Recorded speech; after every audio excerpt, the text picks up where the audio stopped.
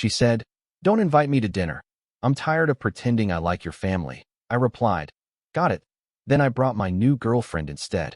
The moment the family photos were posted, her missed calls exploded. "I'm Alex, 29M. My girlfriend Brianna, 27F. We'd been together just under 2 years. Long enough to have routines. Long enough to have expectations. Long enough for her to stop pretending she cared about anything that didn't directly benefit her." This happened about 6 weeks ago, right before my mom's birthday dinner. Every year, my family does this big Sunday dinner. Nothing fancy, home-cooked food, too many side dishes, embarrassing stories, the usual. My parents are warm, maybe a little loud, definitely not cool, but they're good people. They welcomed Brianna from day one. Or at least they tried. The night before the dinner, I casually said, "Hey, dinner's at 6 tomorrow. Don't forget." She didn't look up from her phone. Just sighed, long and dramatic. "I'm not going," she said. I laughed a little. Thought she was joking. "What do you mean?" She finally looked at me, irritated. "I'm tired of pretending I like your family." That landed harder than she probably expected. I waited for her to soften it. Clarify. Walk it back. She didn't. "They're exhausting," she continued. "Your mom asks too many questions. Your sister is annoying. And your dad just stares. I don't want to spend another Sunday nodding and smiling like an idiot." I asked her if something happened. She rolled her eyes. "No, Alex. I just don't care anymore. Don't invite me to dinner." The way she said it, dismissive, final, made something in me go quiet. No argument. No pleading. No explaining how much it would mean to me. I just said, "Got it." She shrugged, already back to scrolling. Conversation over. What she didn't realize was that her honesty didn't hurt the most. What hurt was how easy it was for her to say it, and how clear it suddenly became that she didn't see herself as part of my life, just someone tolerating it. I still went to dinner. Just not the way she expected. Sunday came faster than I expected. I woke up early, not because I was nervous, but because my brain wouldn't shut up. Brianna slept in, sprawled across the bed like nothing had happened. No tension, no guilt, just comfort. That should have told me everything. I got dressed quietly. Button down, clean jeans, the watch my dad gave me when I got my first job. As I was tying my shoes, Brianna finally stirred. "You're really going?" she asked, yawning. "Yeah." She smirked. "Good. I get the place to myself." That was it. No tell them I said hi. No happy birthday to your mom. Just relief that she didn't have to pretend anymore. On the drive over, my phone buzzed. A text from my sister. "Hey, is Brianna coming?" Mom's asking. I stared at the message longer than necessary. "No," I replied. "Just me." Then, almost without thinking, I sent another text, this one to Maya. Maya and I had dated years ago. Briefly. Clean breakup. Stayed friends in that distant, respectful way adults sometimes manage. Over the past few months, we'd reconnected casually. Coffee here, random check-ins. Nothing inappropriate. Nothing secretive. Except now, staring at my phone, I realized something uncomfortable. She actually liked my family. Random question, I typed. "Any chance you're free for dinner tonight?" Family thing. 3 dots appeared almost immediately. "Yeah," she replied. "Is everything okay?" "Yeah," I sent back. "Just don't want to go alone." There was a pause. Then, "I'd love to." I pulled into my parents' driveway feeling something I hadn't felt in a long time. Anticipation. Maya met me outside the house 20 minutes later. Simple dress. No performance. She smiled when my mom opened the door and said, "Hi, Mrs. Carter. Happy birthday." My mom's face lit up. Dinner was loud. Warm. Easy. Maya laughed at my dad's terrible jokes. Asked my sister about her new job. Helped clear plates without being asked. At one point, my aunt leaned over and whispered, "She's lovely." I didn't correct her. Halfway through dessert, my sister pulled out her phone. Group photo. We all gathered in the living room. Arms around shoulders. Real smiles. Click. At that exact moment, my phone buzzed in my pocket. I didn't check it, but I had a feeling I knew who it was. And why? I didn't check my phone until we were halfway through cake. It was face down on the table, buzzing intermittently like it was trying to get my attention without making a scene. I ignored it on purpose. For once, I didn't want to manage someone else's emotions in real time. Maya noticed before anyone else did. She glanced at the phone, then at me. "You're popular tonight," she said lightly. "Not really," I replied. After dinner, my mom insisted on photos. Not just one. Multiple. Different combinations. Parents. Siblings. Grandparents. Then, inevitably, "Alex, bring your girlfriend over here." There was a half-second pause. Just enough for me to correct her. I didn't. Maya stepped in naturally, like she belonged there. Because she did. The picture felt right. No tension. No forced smiles. No calculating glances to see if she was doing enough. My sister posted the photos almost immediately. She always does. Captioned, "Family dinner so grateful." That's when I finally checked my phone. 7 missed calls. All from Brianna. 3 texts underneath. "Why is there a girl with your family? Is that Maya? Call me. Now." I stared at the screen, strangely calm. No spike of adrenaline. No urge to explain. Just a quiet sense of inevitability. Maya must have sensed the shift. "Everything okay?" she asked. "Yeah," I said. And for once, it wasn't a lie. On the drive home, my phone kept lighting up. Calls. Messages. Voicemails piling up faster than I could ignore them. I didn't answer any of them. When I got back to the apartment, Brianna was waiting.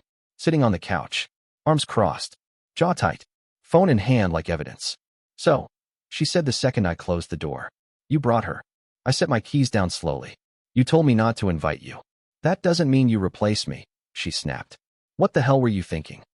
I looked at her. Really looked. The anger wasn't about betrayal. It was about being seen. "You said you were tired of pretending," I replied. "So I stopped pretending too." Her face flushed. "You did this to hurt me." "No," I said quietly. "I did it because for the first time, I didn't feel like I had to apologize for enjoying my own life." She opened her mouth to fire back, then stopped. Because something in my tone had changed. And she could hear it. This wasn't a fight. This was the beginning of the end. Brianna didn't yell right away. That came later. First, she laughed. A short, sharp sound like she couldn't believe what she was seeing. "So this is what you do now?" she said. "You embarrass me online?" "I didn't post anything," I replied. "You didn't have to," she snapped, waving her phone. "Everyone's asking me if we broke up." My cousin literally sent me the photo and said, "Did Alex move on?" I sat down across from her. Calm. Steadier than I expected. "You told me not to bring you." I respected that. She leaned forward, eyes narrowed. "I meant alone. Not with your ex." "She's not my ex," I said. "She's someone who was happy to be there." That set her off. "Oh, so now I'm the villain because I didn't want to play happy family," she said. "I was honest with you. Isn't that what everyone wants?" "Honesty without consideration is just cruelty," I replied. "And you didn't care how it made me feel." She stood up, pacing. "You could have just gone by yourself." "I've been doing things by myself in this relationship for a while," I said. That was the problem. She stopped pacing and looked at me like she was seeing me for the first time. "You're really enjoying this, aren't you?" "No," I said. "I'm relieved." Her phone buzzed again. Another message. Probably another screenshot. Another question she didn't want to answer. "So what?" she said coldly. "You're just replacing me now?" "I'm not replacing you," I said. "I'm noticing the difference." She crossed her arms. "And what? Maya's just perfect?" "No," I said. "She just didn't treat my family like a chore." That one hurt her. I could tell. Her lips pressed together, eyes flashing. "You're choosing her over me," she said. I shook my head. I chose respect.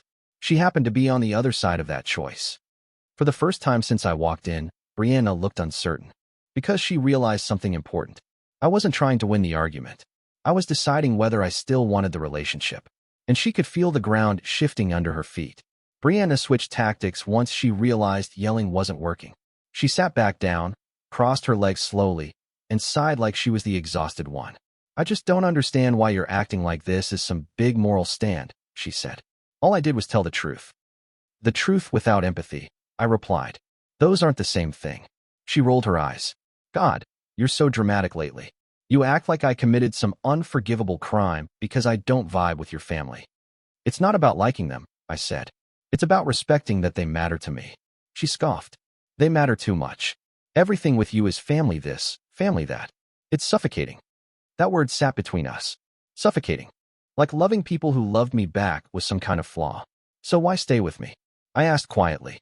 She blinked, clearly not expecting that. "What? If my life annoys you," I continued. "If the people I care about exhaust you, why are you here?" She opened her mouth, then closed it, then said, "Because relationships aren't perfect, Alex. You deal with things." "Do you?" I asked. "Because from where I'm sitting, it looks like you just opt out." Her phone buzzed again. She checked it, visibly irritated. "Everyone thinks you cheated," she snapped. "Do you know how humiliating that is for me?" There it was. Not us. Not how are you feeling. Just her image. "I didn't cheat," I said. "But I also didn't hide." She stood up abruptly. "So what? You're just done now? You bring one girl to dinner, and suddenly you're enlightened? I shook my head. No, that dinner just showed me what it feels like when someone doesn't resent being part of my life. Her face hardened. You did this to make me jealous. I met her eyes. If I wanted to make you jealous, I'd be begging for your attention right now. That shut her up. For a moment, the apartment was silent except for the hum of the fridge. She looked around like she was reassessing everything.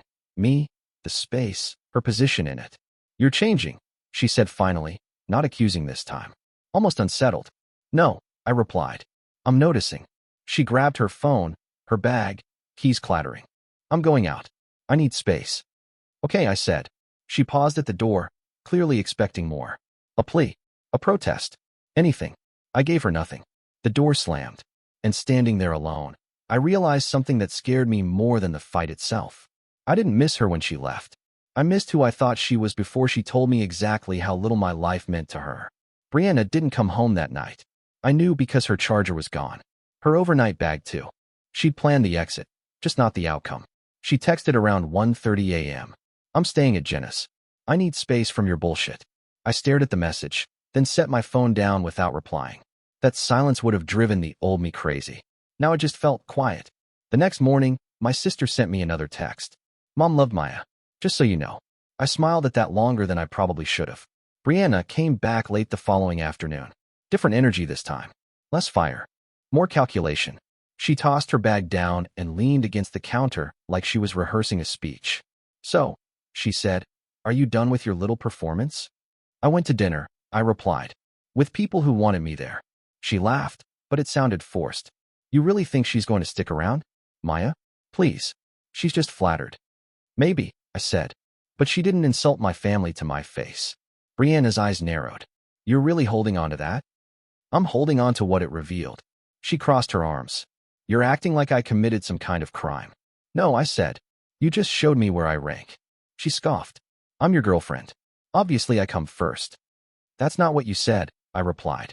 You said my family was something you had to pretend to tolerate. She rolled her eyes. I was venting. God, you're so sensitive. That word again. Sensitive. Her favorite way to dodge accountability. I didn't overreact, I said.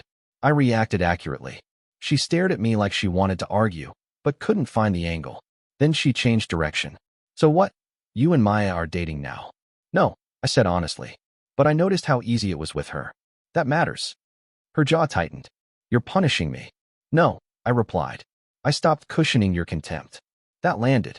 She picked up her phone, scrolling fast. You know everyone thinks you cheated, right? I look stupid. I met her eyes. You told me not to bring you. You don't get to manage how that looks after. Silence. And in that silence, Brianna finally understood something she hadn't considered before. This wasn't about dinner. It was about the fact that for the first time in our relationship, I wasn't choosing her comfort over my own dignity. And she had no idea how to handle that. Brianna didn't bring up Maya for almost 2 days. That's how I knew she was spiraling. Instead, she nitpicked everything else. The apartment. The way I loaded the dishwasher. How distant I'd become. She said it like distance was something I was doing to her, not something she'd created by checking out of my life piece by piece. You're acting single, she said one night, standing in the doorway while I worked on my laptop. I'm acting honest, I replied. She scoffed. Funny how that started after you paraded another woman in front of your family. I closed my laptop. You weren't paraded out. You opted out. She hated that phrasing. I could tell by the way her jaw tightened. You know what really pisses me off? She said. You didn't even warn me. About what? That you were done, she snapped. I thought about that. I didn't know I was done until you told me you were tired of pretending. She crossed her arms. So what? You're just replacing me with the first girl who smiles at your mom. No, I said calmly. I'm realizing how low the bar was. That set her off. She grabbed her phone and shoved it toward me. Look, everyone thinks I'm the bad guy now. My friends are asking why you brought Maya instead of me. Do you know how humiliating that is? I glanced at the screen. Messages full of assumptions, gossip, half-truths. None of it mattered. You could have come, I said. You chose not to. I chose not to fake it, she shot back. And I chose not to reward contempt, I replied. Silence stretched between us. Then she said something quieter. Are you in love with her? No, I said honestly. But I remembered what it feels like when being with someone doesn't feel like work. Her face shifted, not anger this time. Fear. Because she finally understood this wasn't about jealousy. It was about comparison. And for the first time, she was losing one she didn't even know she was in. That night, she slept on her side of the bed, turned away from me. No dramatic exit. No slammed doors. Just space. And lying there in the dark, I realized the relationship hadn't broken when I brought Maya to dinner. It broke when Brianna realized I no longer needed her approval to choose what felt right. And she had no idea how to get that power back. The next morning felt heavier than the fight itself. Brianna woke up early and started cleaning. Aggressively. Slamming cabinet doors. Rearranging things that didn't need rearranging. The universal sign of someone trying to regain control without actually apologizing. I sat at the table with my coffee, watching her move around like I was a guest in my own apartment. "So what's the plan now?" she finally asked, not looking at me. "There doesn't have to be a plan," I said. "That's kind of the point." She laughed bitterly. "Must be nice. You get to blow everything up and then act zen about it." "I didn't blow anything up," I replied.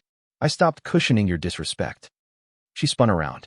"You are obsessed with that word." "Because it keeps fitting," I said. She leaned against the counter, arms crossed tight. "You know what the worst part is? You didn't even talk to me first. You just replaced me." "That word again. Replaced." "I didn't replace you," I said. "I showed up somewhere you didn't want to be." She shook her head. "You did it to humiliate me. You knew the photos would get posted." "I knew my family takes photos," I replied. "That's not a trap. That's a tradition." Her phone buzzed on the counter. She glanced at it, then quickly flipped it face down. "Your mom liked Maya's picture," she said, voice tight. Commented a heart. I didn't respond. "That hurt," she added, quieter now. "Do you know how that feels?" I met her eyes. "Now imagine how it felt hearing you say you were tired of pretending to like the people who raised me." She swallowed. For the first time since this started, she didn't immediately deflect. "I didn't think you'd do this," she admitted. "That's the problem," I said gently. "You didn't think I would choose myself." She scoffed weakly. "So what? You're just done now." "I don't know," I answered honestly. "But I do know I can't unsee how easily you dismissed something that mattered to me." She turned away, blinking fast. "You're making a huge mistake." "Maybe," I said. "But staying silent would have been a bigger one." She grabbed her bag. "I'm going to Jenna's again." "Okay." She paused at the door, waiting. For guilt. For fear. For me to stop her. I didn't. The door closed softly this time. And sitting alone in the quiet apartment, I realized something that surprised me. I wasn't wondering how to fix this. I was wondering why I'd worked so hard to excuse it for so long. Brianna didn't come back for 3 days. Not even to grab more clothes. Instead, my phone became the battlefield. At first, it was silence. Then came the missed calls. 1, 3, 7. All back to back, like if she rang enough times I'd magically revert to the version of me who chased resolution. I didn't answer. Then the text started. "We need to talk like adults. You're blowing this out of proportion." I said one thing in frustration and you nuked everything. I read them all. Didn't respond. By the 4th day, the tone shifted again. "I didn't mean it like that. You know I'm bad with families. You know I still chose you." That one stuck with me. She chose me. On the condition that everything attached to me stayed quiet, invisible, and convenient. That afternoon, my sister texted me again. "Mom asked if you and Maya are seeing each other." I told her no pressure, just that you looked happy. Happy. I hadn't realized how long it had been since someone used that word about me without qualifiers. Brianna finally came back that night. No warning. Just keys in the door and her standing there like she was bracing for impact. "You didn't answer me," she said. "I saw the messages." "So," she snapped. "You couldn't even acknowledge them?" I leaned against the counter. "What was there to say?" She scoffed. I apologized. "You explained." I corrected. "You didn't take responsibility." She threw her bag down. "Fine. I'm sorry your family offended you." I waited. "That's not an apology," I said calmly. She stared at me, incredulous. "Are you serious right now?" "Yes." She laughed, but it cracked halfway through. "You're really going to end this over one dinner?" I shook my head. "No. I'm ending this over how little you cared until there were consequences." That's when her voice dropped. "You're doing this because of her." "No," I said. "I'm doing this because of me." Silence filled the apartment again. Then she said it. The line she thought would snap me back. "If you break up with me, you'll regret it." I met her eyes, steady. "I already regret staying quiet." And in that moment, I knew there was only one part left to write. The part where I finally said the words she hadn't expected to hear. I didn't plan the breakup speech. There was no dramatic build-up, no perfectly timed monologue. It happened on a Tuesday night, both of us standing in the kitchen like roommates who'd waited too long to say the obvious. Brianna was mid-rant about how unfair this all was, how everyone had turned against her, how my family clearly preferred Maya, how I'd blindsided her. I let her talk. When she finally stopped, arms crossed, waiting for me to defend myself, I said, "I don't want to do this anymore." She blinked. "Do what?" "This," I said, gesturing vaguely between us. "Argue about basic respect. Pretend your contempt was just a bad day. Keep shrinking parts of my life so you don't have to be uncomfortable." Her face hardened instantly. "So you're breaking up with me?" "Yes." She laughed, sharp and disbelieving. "Because of one comment?" "No," I said calmly. "Because that comment showed me how you really see me. And because when you saw consequences, you still couldn't take responsibility." She stepped closer. "You're making a huge mistake. You think Maya's going to save you?" "This isn't about Maya," I replied. "She just reminded me what it feels like when someone doesn't resent the people I love." That landed like a slap. "You'll regret this," Brianna said, voice shaking now. "You always do." I shook my head. "The only thing I regret is how long I convinced myself this was normal." She stared at me, searching for doubt, for hesitation, for the version of me that would back down to keep the peace. He wasn't there anymore. She grabbed her bag and walked out without another word. No slam this time. Just finality. Later that night, my sister posted another photo from the dinner, one I hadn't even noticed being taken. Me in the background, laughing, genuinely laughing. The comments were full of hearts. Brianna's name wasn't among them. And sitting alone in the quiet apartment, I felt something I hadn't expected at all. Not heartbreak. Relief. Because sometimes the moment someone tells you they're tired of pretending is the moment you realize you're tired of accepting it. And choosing yourself doesn't always look dramatic. Sometimes it just looks like saying "got it" and meaning it.